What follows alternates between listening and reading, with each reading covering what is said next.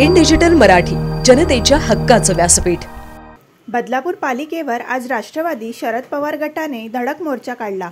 या मोर्चेमध्ये पालिकेच्या प्रवेशद्वारावर बनावट नोटा उधळण्यात आल्या होत्या। या नोटांवर असलेल्या महात्मा गांधी यांच्या फोटोवर राष्ट्रवादीच्या नेत्यांनी दिल्याचा प्रकार घडला आहे।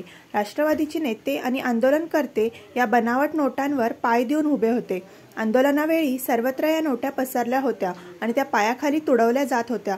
खुद्द त्या आंदोलनाचे नेतृत्व करणारे राष्ट्रवादीचे महाराष्ट्र प्रदेश चिटणीस हेमंत रुमने आणि महाराष्ट्र प्रवक्ता महेश तपासे यांच्या पायाखाली देखील या नोटा होत्या।